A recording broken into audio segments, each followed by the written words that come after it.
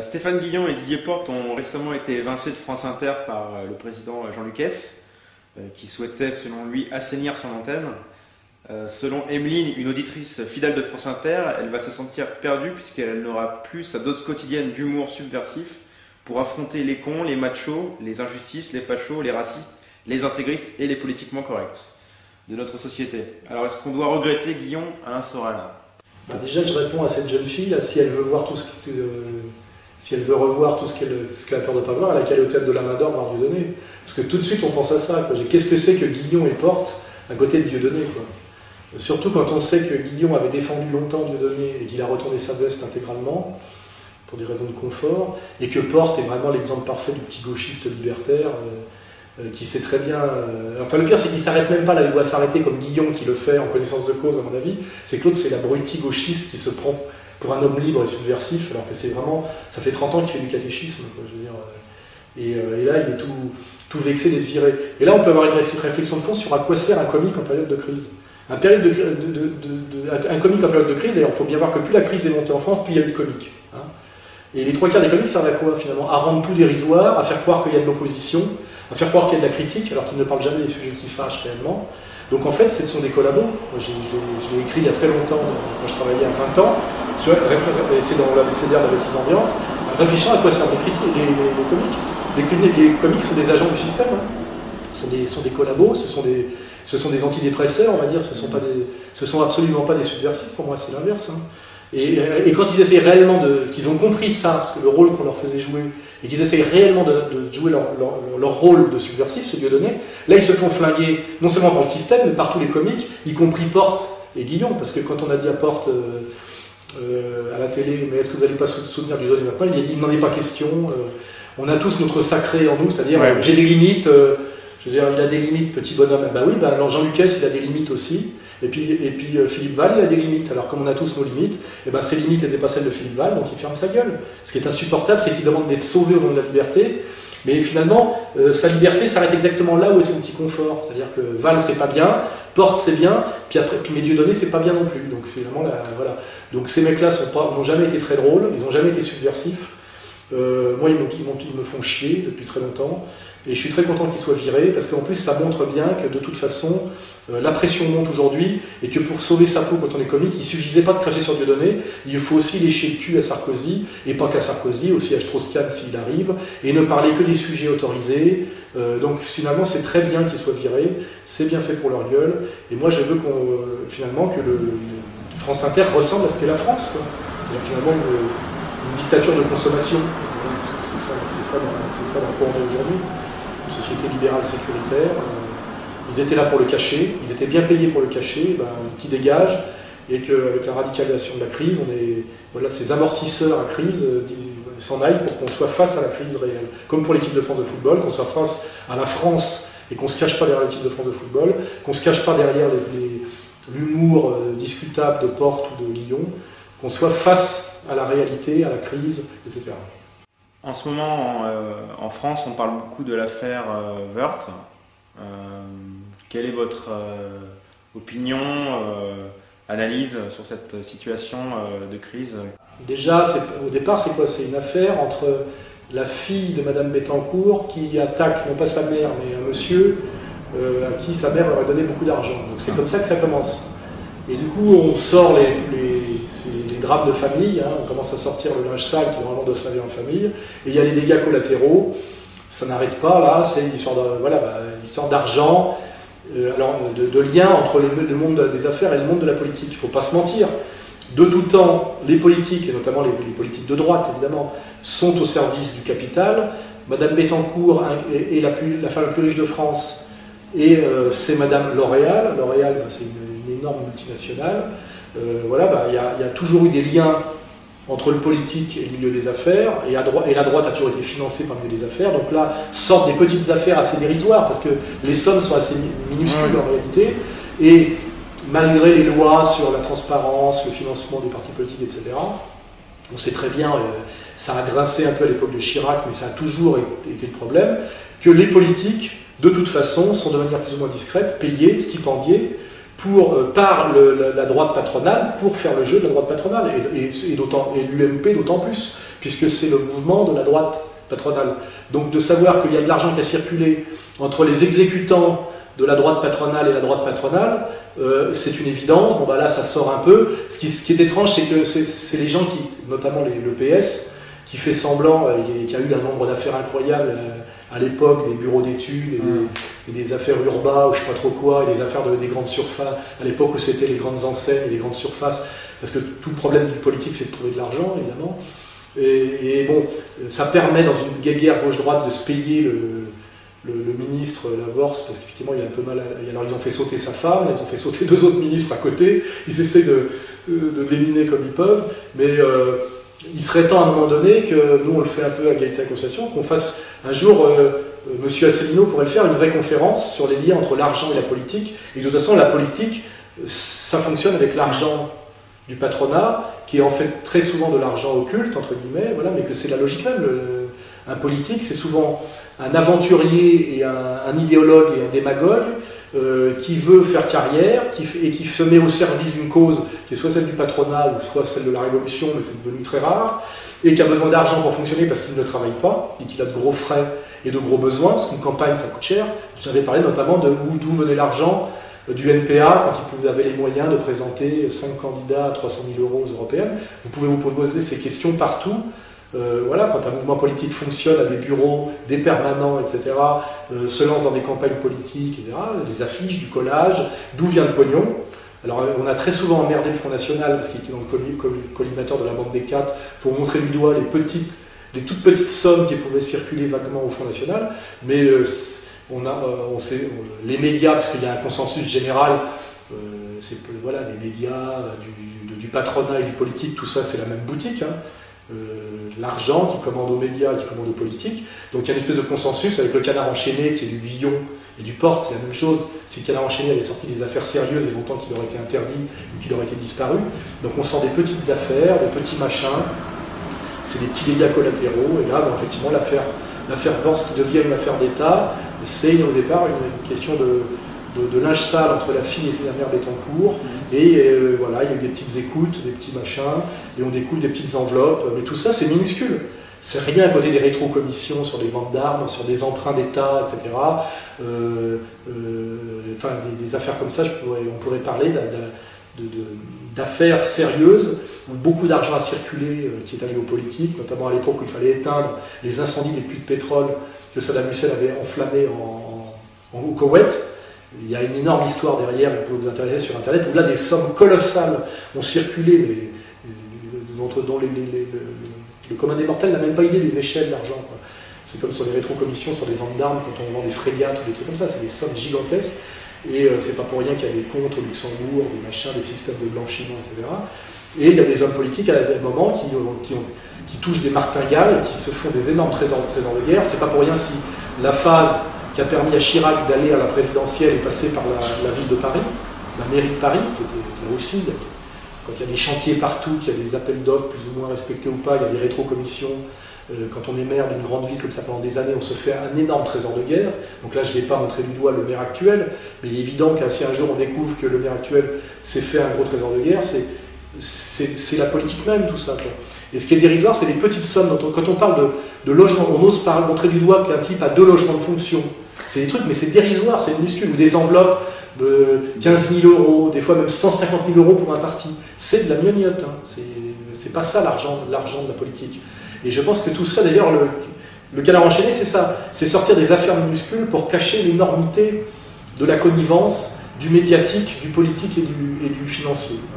Et là, si on s'y intéresse sérieusement, on trouve des sommes gigantesques. Et ce qui arrive en ce moment, bon, Vorse est pris dans la tourmente, peut très bien arriver au PS, peut très bien arriver ailleurs.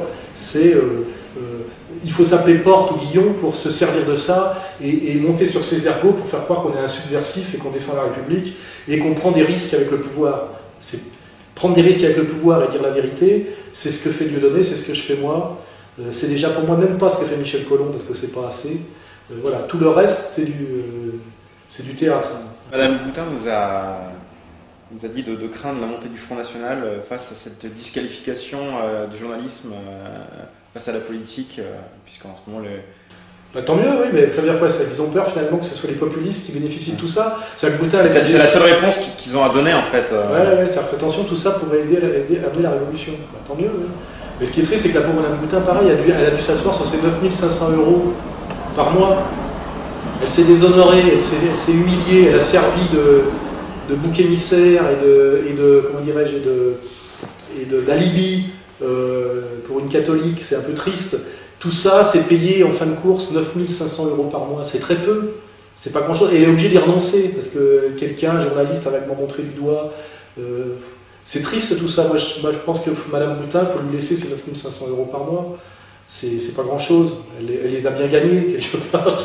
Quand on voit comme tout ce qu'elle s'est pris dans la gueule pour servir d'alibi catholique au gouvernement Sarkozy, qui est très catholique, comme vous le savez. Voilà, très porté sur la famille, etc. Il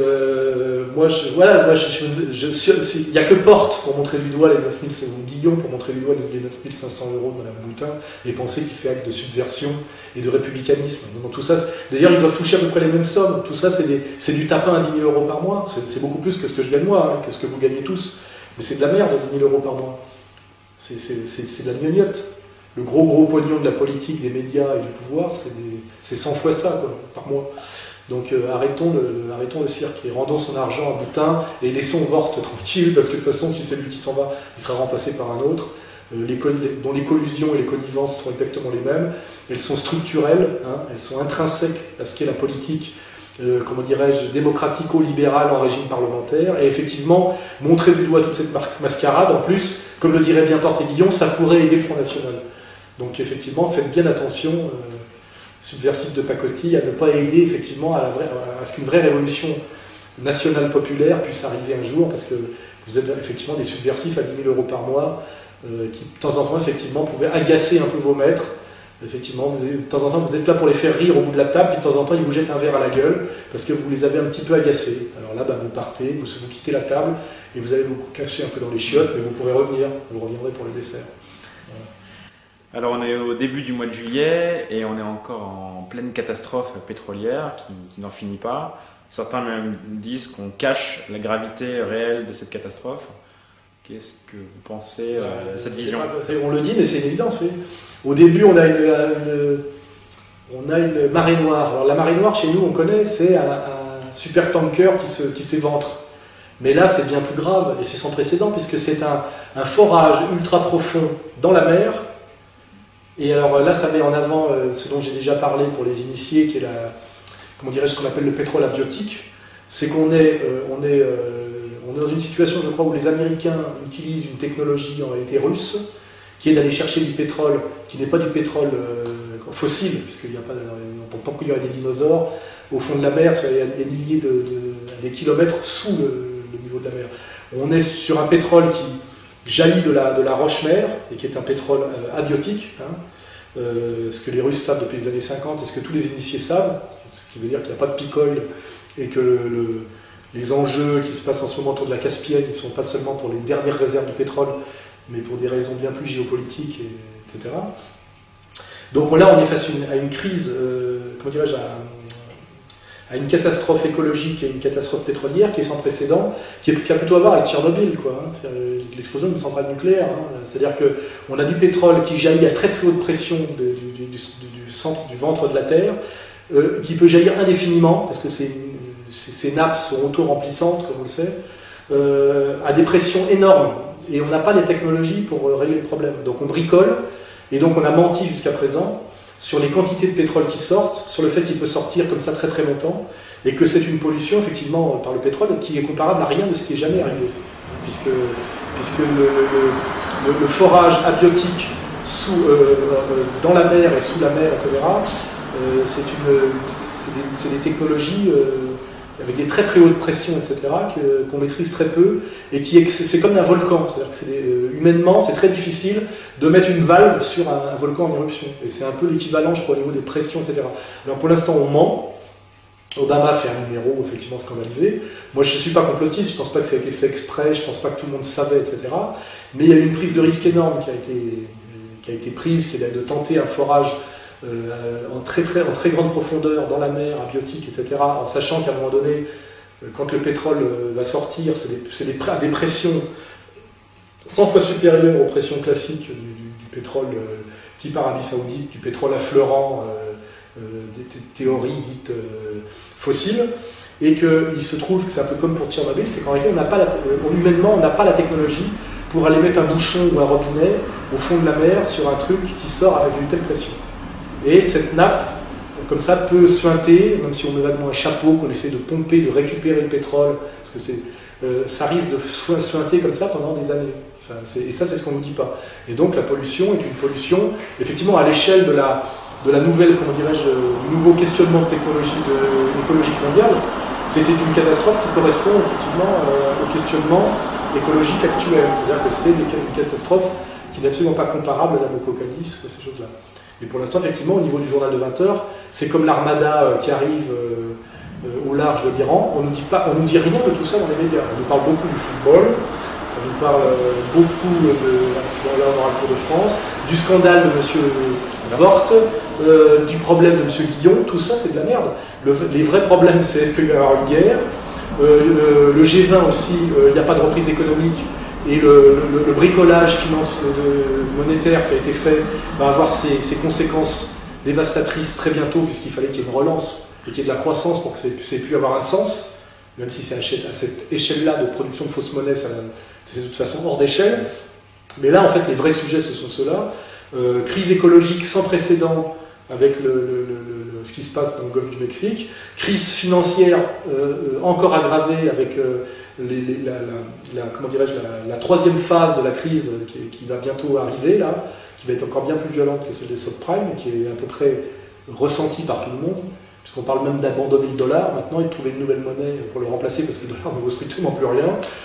Et puis la guerre mondiale qui arrive, si jamais ça se met à péter au niveau de l'Iran, avec Israël qui est dans le coup, avec les Russes qui ne peuvent pas tout à fait laisser faire, avec un Ahmadinejad qui n'est pas un rigolo, on est quand même là face à des problèmes très très très graves, dont on ne parle absolument pas sérieusement dans les médias dominants, et on nous donne pour manger, effectivement, au niveau les magouilles de du canard enchaîné, les petites histoires d'enveloppe de Madame Bettencourt, les petites histoires de comiques virés.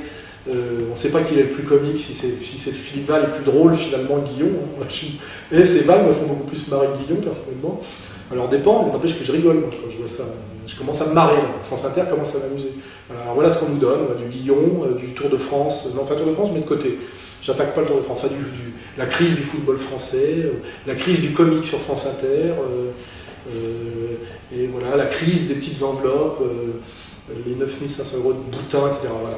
Alors qu'on est face à la Troisième Guerre mondiale, qui, si on regarde l'échelle, enfin la courbe exponentielle, Première Guerre mondiale, 20 millions de morts, Deuxième Guerre, 50 millions de morts, là on peut jouer à un truc à 200 ou 500 millions de morts, et tout le monde, et voilà, et il ne se passe rien, quoi.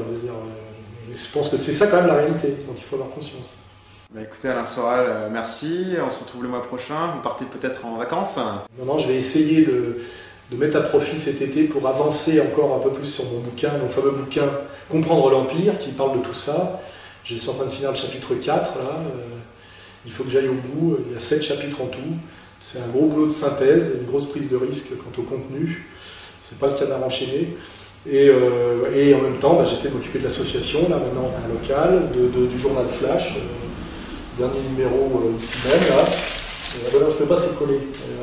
Qui traite d'ailleurs de tous ces sujets à lire. Voilà, je suis sous le patronage de M. Chavez, effectivement, qui me semble être plus révolutionnaire fondamentalement que M. Medvedev. Voilà. Et on bricole, quoi. On bricole en attendant la guerre, d'une certaine manière.